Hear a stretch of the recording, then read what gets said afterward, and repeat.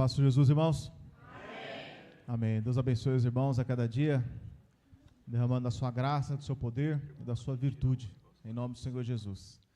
Irmão, mais um dia, dia de ceia, onde nós vamos participar, em nome do Senhor Jesus, para cumprir o seu mandamento. Foi Jesus que disse, irmãos, para que possamos participar, daquilo que Ele deixou ordenado.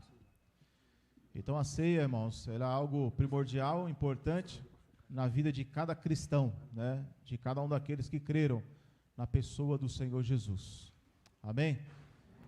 Os irmãos não puderam estar vindo hoje, infelizmente, mas depois nós vamos estar orando pela vida do irmão Tom, da Vanessa, os irmãos vão estar, na verdade já trabalham, já trabalham servindo ao Senhor, cooperando já na obra, e vamos estar aí orando, confirmando, na verdade, aquilo a qual o Senhor Jesus já tem feito na vida do irmão, que vem trabalhando já no nome do Senhor Jesus. Então eu pude ver, ele chegar na igreja, crer no Senhor Jesus, se batizar, passar por muitas lutas, tribulações, perseguições, Deus abençoe. Passar por lutas, perseguições, tantas coisas que o irmão passou, e o Senhor Jesus o ajudou em todas, tanto ele quanto a irmã Vanessa, porque serviu ao Senhor Jesus a enfrentar lutas e tribulações, e sair delas, e crescer a cada dia, apesar das lutas e aflições. Amém? Então, irmãos, a obra do Senhor Jesus é assim, ele começa, Jesus falou que o reino de Deus é como uma pequena semente, que ela é lançada, mas ela cresce. Então é assim que Deus quer fazer na vida de cada um de nós, como uma pequena semente de mostarda, mas ela cresce tanto, que ela se torna uma grande árvore, capaz de abrigar, de fazer sombra e de alimentar. Então, antes de mais nada, vamos começar orando, pedindo ao Senhor Jesus Cristo, e vamos ler a palavra do Evangelho. Amém, irmãos? Vamos orar um instante. Senhor Jesus, obrigado por estarmos aqui reunidos na sua presença, Senhor Jesus, pelo poder do teu Espírito, pelo poder da sua palavra. Acrescenta graça, poder, virtude, sabedoria e entendimento em nossos corações, Senhor, pois precisamos do Senhor agindo e operando dentro do nosso ser, apagando todo o passado, Senhor, nos revestindo do novo homem, que vive segundo a graça de Deus. Acrescenta graça, poder, virtude em nossos corações, Senhor, pois precisamos do Senhor agindo e operando cada um de nós, Senhor, a cada dia. Sustenta, Senhor, fortalece, anima nossos corações, Senhor Jesus, pois precisamos do Senhor, operando, Senhor, e agindo, Senhor, a cada dia em nossas vidas, em nossa mente, em nossa alma. Mas essa noite, Senhor, que vamos participar da ceia do Senhor, acrescenta graça, poder e virtude sobre cada um de nós, em nome do Senhor Jesus, em nome de Jesus. Amém, irmãos? Eu estava orando aqui, eu estava lembrando do Tom também, no dia que ele me procurou, ele estava começando a frequentar a igreja, 2017, 16, por aí, e aí ele falou assim, ô irmão, eu tive um sonho estranho aí, diz aí que sonho é esse aí. Aí ele falou o sonho. Você lembra do sonho? Ou não vai lembrar, né? Fala aí, irmão, do sonho aí. Você falou, não é melhor, né? Fala do sonho aí. É o do quarto branco? Acho que é, que você olhou lá e viu o sonho bicho. Que eu tava no quarto branco, e é como se eu me via, era a minha visão, e via eu agachado dentro desse quarto branco, e eu ficava apontando, falando que você é o diabo, você é o diabo. Aí ele perguntou, o que é isso? Eu falei, então, é isso mesmo. Seu sonho é exatamente isso daí, E é uma realidade, irmãos. É uma realidade. O Senhor Jesus, quando Ele nos chama, a palavra, o que é que nós devemos fazer numa igreja? Numa igreja, nós podemos cantar muitos louvores, numa igreja podemos fazer campanhas, correntes, votos, numa igreja podemos fazer tantas e tantas coisas, mas o que vamos fazer numa igreja, o que vamos fazer num lugar religioso, o que nós vamos fazer num lugar que nos faz bem, isso é importante, mas o mais importante é saber o que Jesus quer realmente. Às vezes nós vamos em um lugar, em uma igreja, e queremos alguma coisa, mas possamos perguntar aqui hoje, Não o que eu quero, o que você quer, mas o que Deus quer. O que é que Ele quer de mim? Às vezes nós pensamos o que eu quero, ou viemos pedir. E a palavra diz, Mateus 7,7, batei, batei e abrir-se-vos-á. A palavra diz para você pedir, pedir, bater. Então, o Senhor Jesus Cristo, Ele fala, olha, vem, peça, ore, fale comigo. Lance sobre mim toda a sua ansiedade. Mas nos perguntamos, possamos nos perguntar hoje, o que Ele quer de nós? O que Ele quer de mim? Então, assim como Ele quis do Tom, né, assim Ele quer de cada um de nós. Ou seja, Ele nos quer. Ele quer cada um de nós para Ele. Então a pergunta é, nós pertencemos a Ele? Nós somos dele? Porque é isso que faz toda a diferença no final de tudo. No final de tudo, qual é a diferença? A diferença é se eu pertenço a Ele. Antes de Jesus, irmãos, ninguém pertencia a Deus. Antes de Jesus, nenhum ser humano tinha o Espírito Santo morando dentro dele. Desde Adão até Malaquias, o Espírito Santo não habitava em nenhum ser humano. O Espírito Santo não morava dentro do ser humano. É o que o apóstolo Pedro fala. Então Deus, Jesus, quando Ele veio a esse mundo, Ele nos deu a maior oportunidade que você teve. Tem um versículo muito conhecido, João capítulo 3, Novo Testamento. Os irmãos que estão nos visitando pela primeira vez, né? Ou já vieram, ou visitou uma vez ou outra, a gente tem o costume de ler bastante o Evangelho. Por quê? Porque nós não podemos ser enganados, amém, irmãos? Eu não posso ler um versículo, eu leio um versículo e depois esquecer daquele versículo e não voltar mais nele. O que é que ajuda o ser humano é entender a palavra do Evangelho. Amém? Eu preciso entender, você precisa entender o Evangelho do Senhor Jesus. Então, João capítulo 3, versículo 16, diz assim: porque Deus amou o mundo, todos acharam? João 3,16, vamos ler todos juntos então, para ficar bonito, né? João 3,16 diz assim: porque Deus amou o mundo de tal maneira que deu o seu Filho unigênito, para que todo aquele que nele crê não pereça, mas tenha vida eterna. Então Jesus foi enviado por Deus para quê? Para que as pessoas não viessem a perecer, mas viessem a ter vida eterna. Mas existe um detalhezinho aí que muitas vezes passa desapercebido. Presta atenção aí na leitura, versículo 16. Porque Deus amou o mundo de tal maneira que deu o seu Filho. O que significa filho unigênito? Único. Quer dizer que o pai tinha quantos filhos? Um, e o resto era filho de quem? Não precisa falar. Se Deus só tinha um filho e os outros eram filho de quem? Aqui está dizendo que Deus tinha o seu filho único, filho unigênito. Vocês pararam para pensar nisso?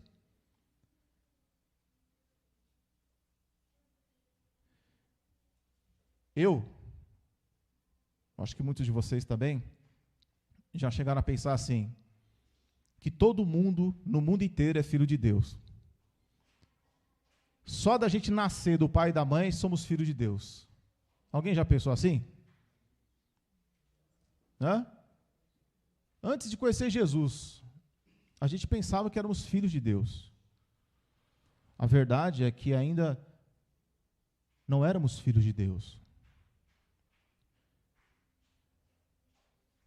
Vocês sabiam que Deus só tem um filho, que é Jesus? Mas então nós somos o quê? Nós somos pessoas adotadas. Vocês sabiam que vocês são ou podem ser adotados? A maior oportunidade de Deus para a nossa vida, qual que é? É que Ele está chamando para a sua casa homens e mulheres. Deus abriu as portas da sua casa e está chamando homens e mulheres para pertencer à família dele. Porque só existia o Pai e o Filho e o Espírito Santo pertencente à família dele. Tinha os anjos, as criaturas,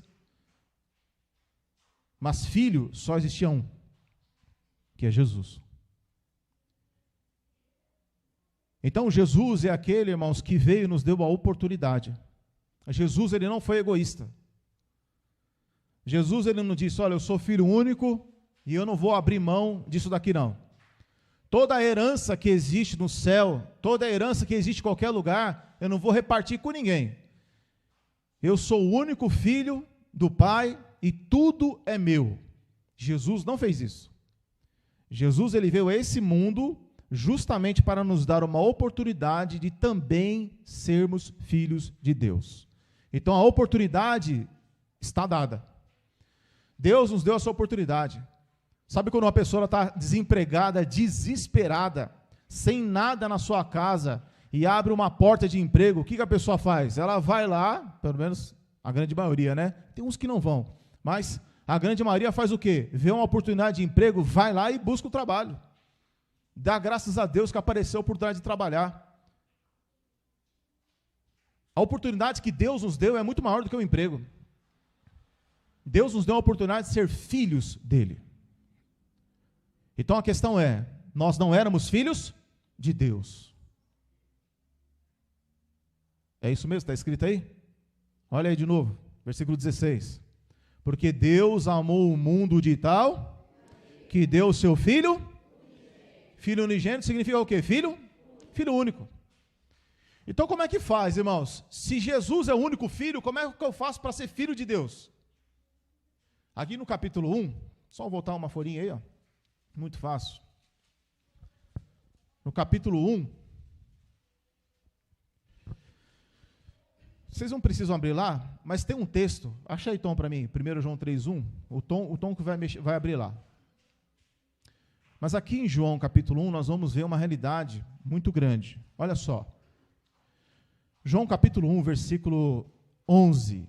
Olha o que está escrito aí. Diz assim, ó. Veio para o que era seu, mas os seus não receberam. Então Jesus, ele veio para quem? Para os judeus. O que os judeus fizeram? Não receberam. Olha o versículo seguinte, versículo 12. Mas a todos quantos o receberam, deu-lhes o poder de serem feitos filhos, aos que creem no seu, de novo, todos juntos, mas a todos quantos o receberam, deu-lhes o poder de serem feitos filhos de Deus, aos que creem no seu. Então, irmãos, quem é que dá poder, direito de eu ser filho de Deus? É Jesus. Jesus é o único que pode te dar a chance e a oportunidade de ser um filho de Deus. Olha o que está escrito aí. Aos que creem, no finalzinho, aos que creem no seu nome. Então, irmão, é necessário receber a Jesus Cristo na vida. Quando eu recebo Jesus na minha vida, quando eu recebo o Evangelho, que Jesus na minha vida, então, ao receber a Jesus, a receber o único nome, porque olha o que está escrito aí, ó, aos que creem no seu nome. Então, eu tenho que crer em apenas um nome. Não pode ser outro nome. Só existe um nome que pode nos salvar. Somente um nome que pode nos libertar. Somente um nome que pode garantir o nosso amanhã. O seu amanhã está garantido se o nome de Jesus estiver na sua vida. E só Ele. Não pode ter nenhum outro nome. Nenhum outro. Só o nome de Jesus. Então, irmão, quem quer pertencer à família de Deus aí? Tá murcho, hein? Murcho. Quem quer pertencer à família de Deus? Dá para melhorar, né? Quem quer pertencer à família de Jesus? Então você tem que receber Cristo e Ele vai te dar um cheque em branco. Qual o cheque em branco? Você pode ser filho de Deus a partir de agora, porque você crê no meu nome. Então, crer no nome de Jesus é um ato contínuo. Não é crer hoje e amanhã faz o que quer. É crer hoje, crer amanhã e crer sempre. Então, nós vamos entender o seguinte, irmãos. Nós não éramos filhos de Deus. Em Jesus passamos a ser filhos de Deus. E temos que continuar sendo filhos de Deus. Nós temos que entender, irmão, que nós somos pessoas hoje adotadas. Olha aí o versículo 13. O versículo 12 vai dizer que Ele nos deu poder de ser feito filho de Deus. Então você precisa desse poder. Eu preciso de um poder, de uma autorização para ser filho de Deus. Quando uma pessoa, irmãos, quando a pessoa viaja para um outro país, ela quer morar em outro país, ela quer ser cidadã daquele país, ela precisa do quê? Do visto. O que é um visto? Uma autorização. É um poder que é te dado. Eu posso chegar lá nos Estados Unidos lá e dizer assim, olha, a partir de hoje, eu sou americano, norte-americano. Posso falar isso? Não. Vai acontecer o que comigo? Vai ser o quê? Extraditado, expulso. O que mais? Manda embora. Por quê, irmãos? Porque eu não pertenço àquele país. Então, como é que eu faço para pertencer àquele país? Eu preciso ter uma autorização, eu preciso de um visto para pertencer aonde? Àquele país. Jesus falou que Ele tem o reino de Deus. Como é que eu faço para entrar naquele reino, naquele país? Aquele país tem um rei, aquele país tem um Senhor, que é Jesus, que é o Pai. Então, irmão, com o Pai, com Deus, não tem burocracia. Lá no Antigo Testamento, como é que funcionava? Se alguém quisesse pertencer ao povo de Israel, não podia. Quando Jesus chega, irmãos, ele está num ambiente religioso tão forte que ninguém poderia entrar. Judeu não gostava de samaritano, não recebia samaritano, odiava gentil. Por quê? Porque o povo de Israel, o povo judeu era fechado, fazia acepção de pessoas. Jesus não trouxe isso. Jesus, Ele trouxe um reino, Ele estabeleceu um reino, Ele é o rei desse lugar, e a porta está aberta para quem quiser entrar. Quem quiser entrar nesse reino, a porta está aberta. Quem quiser pertencer à família de Deus, a porta está aberta. Não perca essa oportunidade. Não tem a época que está chegando agora do Black Friday? Black Friday? É fraude? É Black Friday, né, que fala? Não tem? Aí vai lá, promoções de R$1.000 por R$100. Mas era R$100 a semana passada. Né? Não é assim que funciona? Eles fazem um golpe. O golpe está aí. Cai?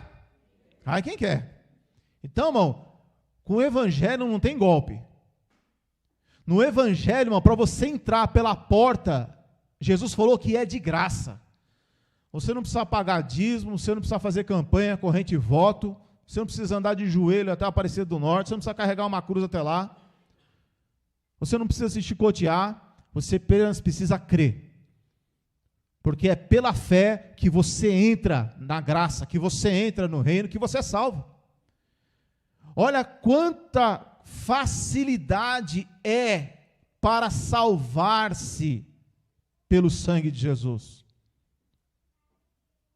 Não é difícil. Só que depois que entra, tem que lutar para permanecer. Jesus falou que somos salvos pela graça. Então eu sou salvo pela graça, eu me torno filho pela graça de Deus. O reino de Deus, versículo 12 de novo. Mas todos quantos receberam, deu-lhes o poder de serem feitos filhos de Deus, aos que creem no seu nome, os quais, olha o que está escrito aí, os quais não nasceram do sangue, nem da vontade da carne, ou seja, nem da vontade do pai e da mãe, nem da vontade do varão, mas nasceram de... Então vamos lá, leia de novo, porque é lendo que nós entendemos, amém? Presta atenção, principalmente os irmãos que vêm pela primeira vez, ou veem outras vezes, vocês não devem acreditar num pregador que não lê a palavra. Tudo que eu falar tem que estar escrito. Senão, vocês correm o risco de ser enganado. Quem crê no Evangelho não é enganado. Quando você crê no que está escrito, você não é enganado. Então é necessário ler e entender. Vamos ler todos juntos. Versículo 12. Mas a todos quanto receberam, deu-lhes o poder de serem feitos filhos, aos que creem no seu nome, os quais, quem? Os que nasceram, os que se tornaram filho, os quais eles nasceram, não nasceram do sangue, nem da vontade da carne, nem da vontade do varão, mas nasceram de... Então, para ser filho de Deus, eu preciso nascer de novo. Eu preciso nascer de novo. Mas como é que eu vou nascer de novo, já sendo velho? Como é que eu vou nascer de novo com cabelo branco ou sem cabelo? Como é que eu faço para nascer de novo? Como? João capítulo 3. Vocês disseram que queriam ser filhos de Deus, amém? Amém. João capítulo 3. Versículo 3 diz assim: Jesus respondeu e disse: na verdade te digo, que aquele que não nascer de novo não pode ver o reino. Disse-lhe Nicodemos: como pode um homem nascer sendo velho? Porventura pode tornar a entrar no ventre de sua mãe e nascer? Jesus respondeu: na verdade te digo, que aquele que não nascer da água e do Espírito não pode entrar no reino de Deus. Quem quer entrar no reino de Deus? Você pode entrar no reino de Deus sem autorização? Sem o visto? Você não pode. Assim como para você entrar nos Estados Unidos e viver lá e morar lá e ser cidadão de lá, você precisa de um visto? Não é visto. Precisa do quê? É visto mesmo? Cidadania. Você precisa ser cidadão de lá. Precisa ser autorizado. Aí não sei se você precisa pagar, se precisa esperar, é uma demora, né? Deve ser uma coisa bem burocrática mesmo, para você se tornar um cidadão americano. Se tornar um cidadão da Itália, você deve demorar. Você deve ficar na fila esperando, não é assim? Você fica na fila esperando. No reino de Deus você não precisa de fila. No reino de Deus você não precisa de nada. É só querer. É só pedir. É só desejar. É só entrar. Não precisa de fila, não precisa pagar nada. Para você entrar no reino de Deus, você precisa nascer de novo. Nascer da água e do Espírito. Então você precisa nascer de novo. Por quê? Versículo 6. O que é nascido da carne é o quê? É carne. Mas o que é nascido do Espírito? Então eu preciso nascer de novo, para me tornar filho de Deus. Deu para entender? Porque Deus, ele só tem um filho, Jesus. Só que quando Jesus ele vem, o que ele faz? Ele abre a porta do reino de Deus e diz: olha, é de graça. É de graça, quem quiser é por atacado. Quanto mais, melhor. Quanto mais tem lugar na casa do Pai. Mas como é que eu faço para ser filho de Deus? Como é que eu faço para receber autorização? Tem que nascer de novo, porque está escrito. Vamos ler de novo, versículo 5. Jesus respondeu: na verdade te digo, que aquele que não nascer da água e do Espírito não pode entrar no reino. Então, para eu entrar, existe isso. Quem colocou isso foi Jesus. Não é igreja, não é pastor, não é doutrina humana, é Jesus quem diz. Vocês querem fazer parte? Vocês querem entrar no reino de Deus? Querem cidadania cristã não, querem uma cidadania do céu? Se tornar família de Deus? Vocês precisam nascer da água e do Espírito. Quanto que eu tenho que pagar? Nada. Que sacrifício tem que fazer? Nenhum. É só crer. Porque a palavra vai dizer em Romanos capítulo 10, aquele que confessar com os lábios e crer no coração será salvo. É isso? É isso aí. Mas o que é crer? Crer é você observar o Evangelho e seguir o Evangelho. Se você for aqui em Gálatas, Ajuda o irmão que está do lado aí, ó. Você que já sabe manusear, esquece você e ajuda o irmão do lado aí.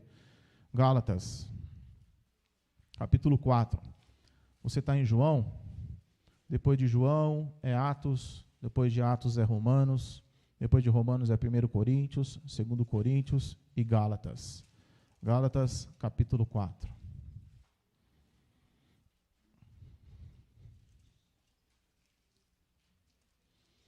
É facinho, né?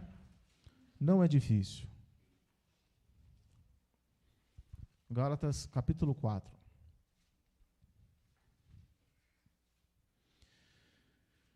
Versículo...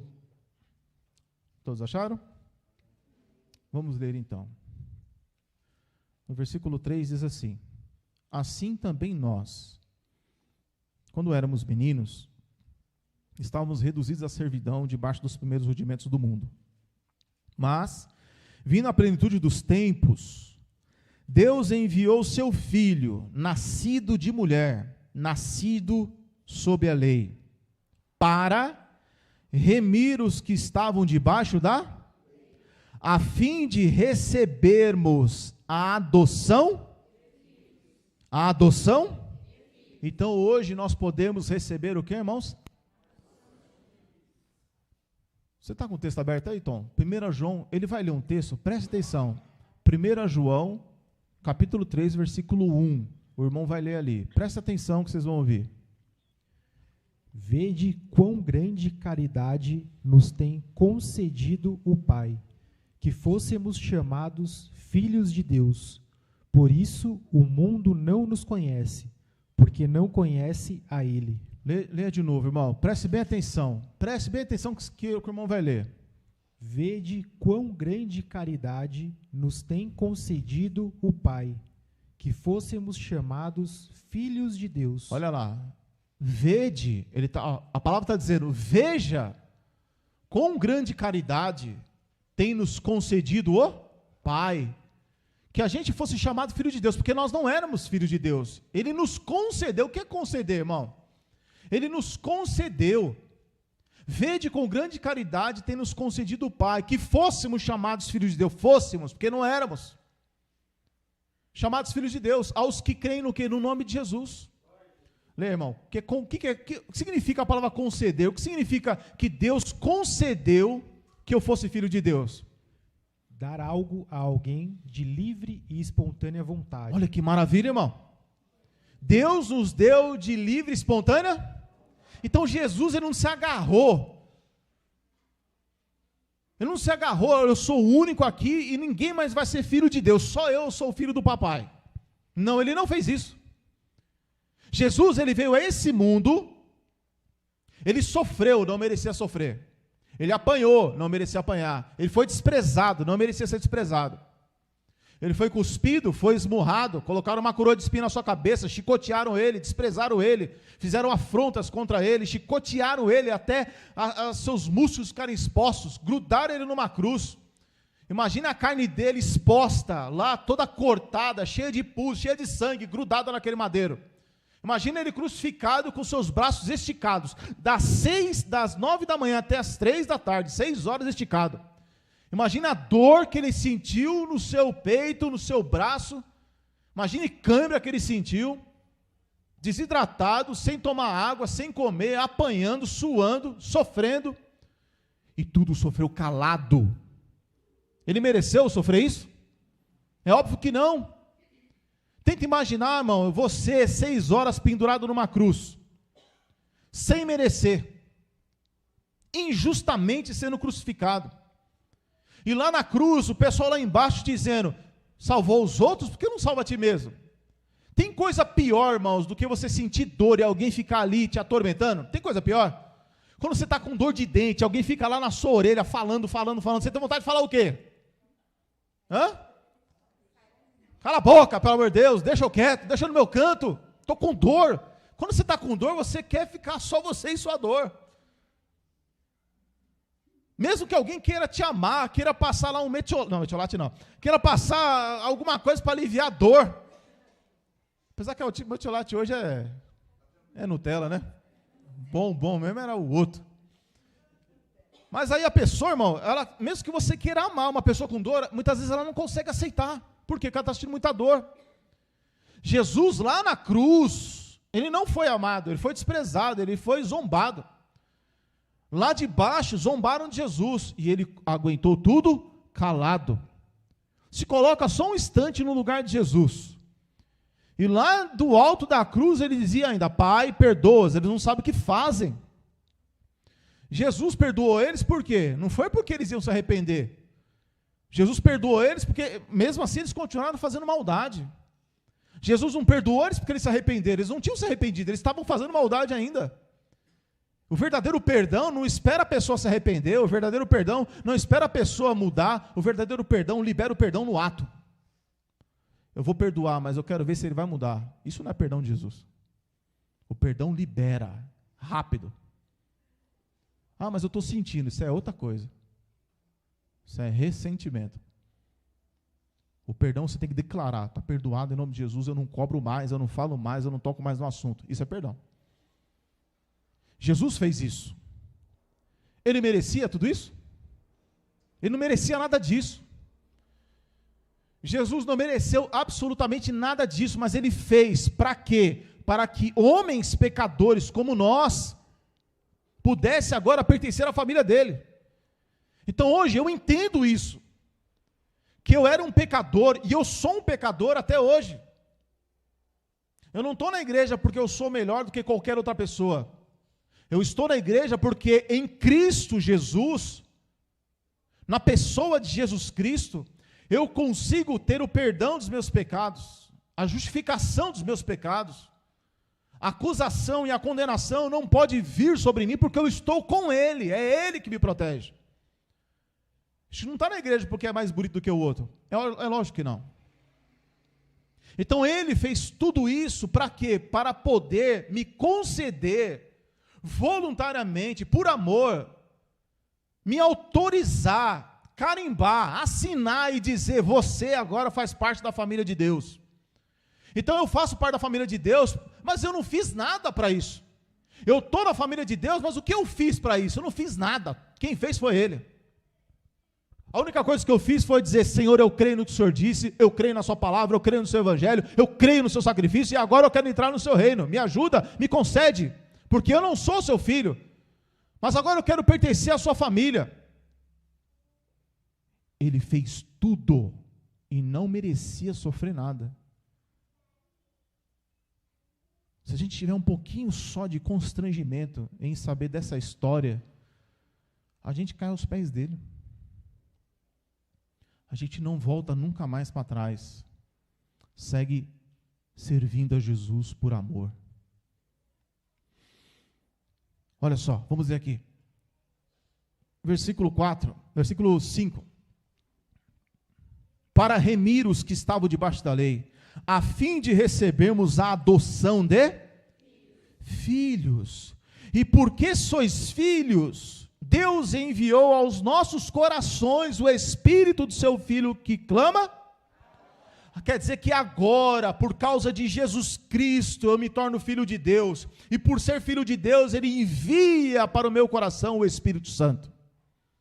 O Espírito Santo, Ele habita na vida daqueles que creram, que se tornaram filhos. Isso é de graça. Para ser filho de Deus, irmãos, eu enfrentaria tudo. Para receber uma bênção dessa, o que é que eu tenho que deixar para trás?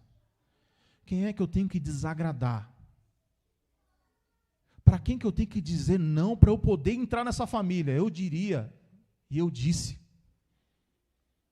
Quantas coisas eu tive que dizer não, quando aos 17, 18 anos, eu entendi o Evangelho do Senhor Jesus. E eu disse: eu creio nisso daí. Eu tive que deixar tantas coisas, mas eu encontrei uma pérola muito preciosa que é Jesus. E por eu ter encontrado algo tão precioso que é Jesus, então eu não me importei com mais nada que ficou lá para trás. Tudo que ficou para trás se tornou inferior. Tudo que ficou para trás se tornou muito menor quando eu passei a conhecer a Jesus. Quando eu passei a entender que Jesus me tornou filho de Deus. Eu não era. Eu pensava que eu era filho de Deus. Mas eu não era. Versículo 7. Assim que já não és mais, mas, olha só. Quer dizer que uma hora você era um servo, e agora você é um filho. Ou seja, uma hora você era escravo. Servo aqui é escravo. Escravo do quê? Do pecado, da condenação. Agora eu me torno um filho. Assim que já não é mais servo, mas filho. E se és filho, és também herdeiro de Deus por... Quer dizer que o filho, ele se torna o quê, irmãos? Herdeiro. Irmãos, se tornar um herdeiro significa que você vai receber de Deus uma herança. E para eu receber essa herança, eu preciso ser filho. E para eu ser filho, eu preciso crer em Jesus Cristo. Para eu crer em Jesus, eu tenho que nascer de novo. Então, olha só como é que é contornado, como é que é feito, como é que é a linha de pensamento do Senhor Jesus. Jesus, ele tem uma herança para nos dar. Quando eu e você morrermos, nós precisamos estar garantidos. Quem é que nos garante? É Jesus. Você precisa crer nisso. Você não pode sair daqui hoje sem essa certeza. Quem garante o seu futuro não é o presidente da República, não é a sua aposentadoria, não é o seu emprego, não são os seus bens, não são os seus filhos, não é o seu esposo, sua esposa, não é nada nesse mundo. Quem garante a sua vida futura é Jesus. Jesus Cristo está lá para garantir. Como aquele grande homem rico, quando ele morre, como morreu esses dias atrás, todos estavam cercando ele, mensagens, reportagens, tantas e tantas coisas para homenagear aquele homem, e ele foi homenageado, ele estava em todos os canais, e todos estavam chorando por ele, se alegrando por ele, e ele fez a alegria de tanta gente, fez tanta gente sorrir, mas ele morreu. E as pessoas mais amadas estavam do lado dele quando ele morreu, mas eles puderam ir até a sepultura e não pôde passar dali. Ninguém pôde ir até ele, com ele lá. Ninguém poderia passar daquele limite. Então ninguém pode fazer nada por nós de verdade. Quando nós partimos desse mundo, só um pode nos receber: Jesus. E ele nos dá a oportunidade, é hoje. A chance é agora. Jesus, ele quer e nos chama. Ele disse, nós lemos lá, o que é nascido da carne é carne, mas o que é nascido do Espírito é Espírito. Ele nasce do Espírito. Para entrar no reino de Deus, eu preciso nascer da água e do Espírito. Todos aqueles que creem nele se tornaram filhos de Deus, aos que creem no seu nome. E aí, como o irmão leu, vede com grande caridade, nos concedeu Deus, que fôssemos chamados filhos de Deus. Se você for você está em Gálatas, vai para Efésios. Efésios capítulo 1, aí mesmo.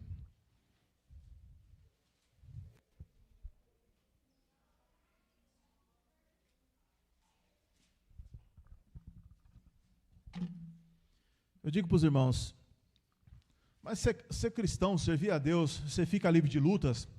Não. Fica livre de problemas? Não.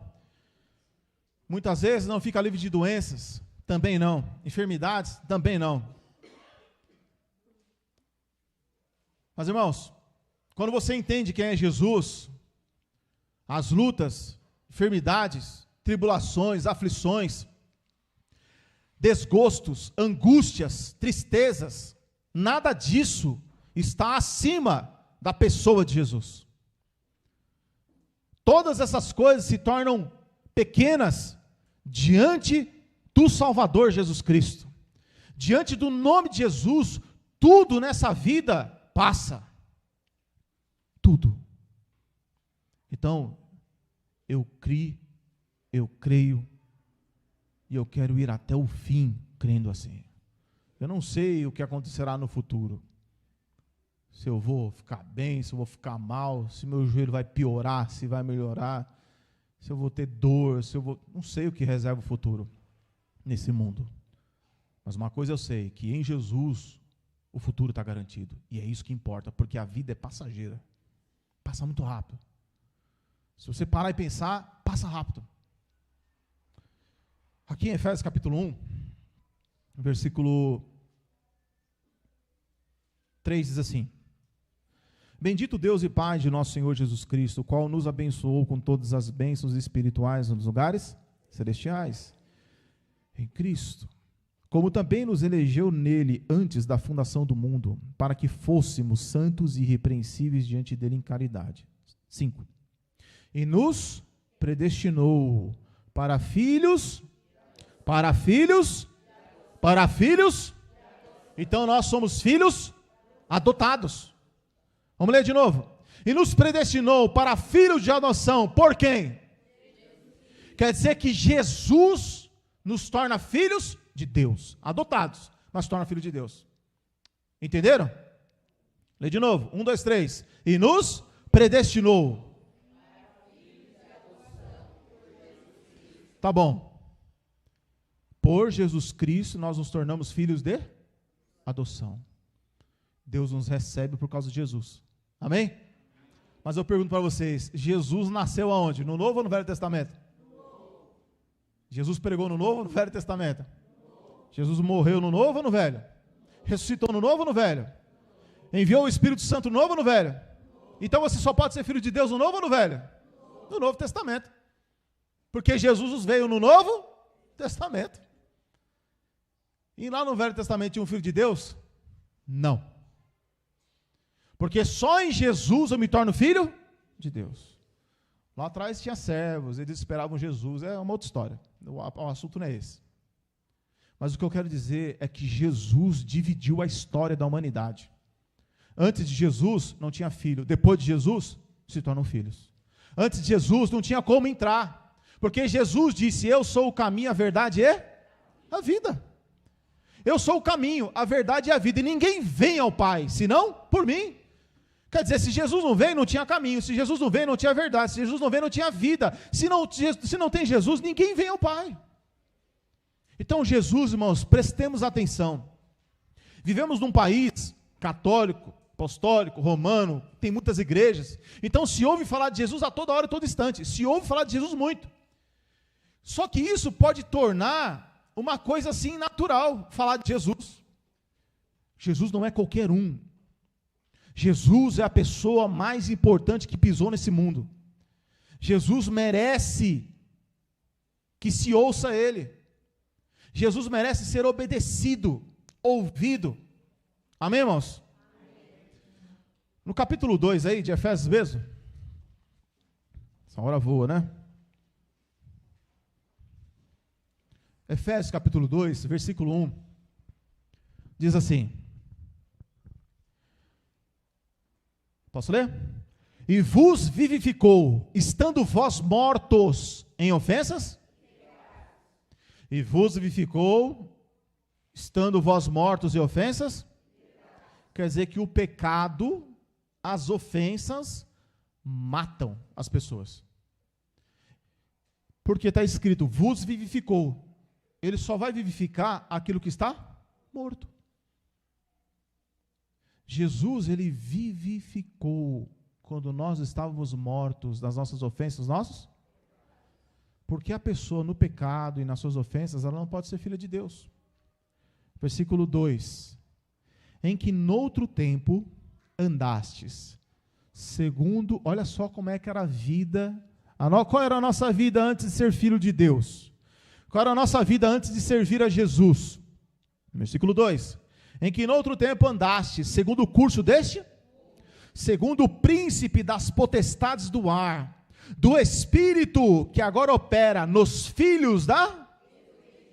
Então, nós andávamos segundo o curso deste mundo, segundo o príncipe das potestades do ar, do espírito que agora opera nos filhos da...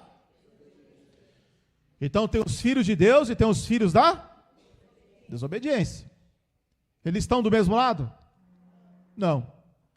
De um lado estão os filhos da desobediência e do outro lado estão os filhos de Deus.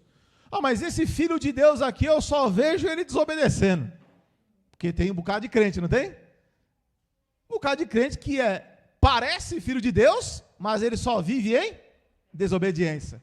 Tem cara de filho de Deus, mas o fruto é da desobediência. E aí é que está a diferença.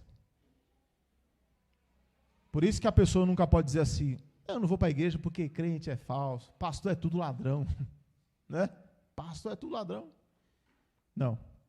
Assim como na sua mão, ó, tem 5 dedos, e cada dedo é diferente, assim também acontece. A palavra está dizendo que existe algo que opera nos filhos da desobediência. Ou seja, o filho de Deus, ele não vai ser uma pessoa em desobediência. Olha o versículo 3, irmãos, todos juntos, vamos ler aqui? Diz assim, ó, acompanha aí, ó. Entre os quais todos nós também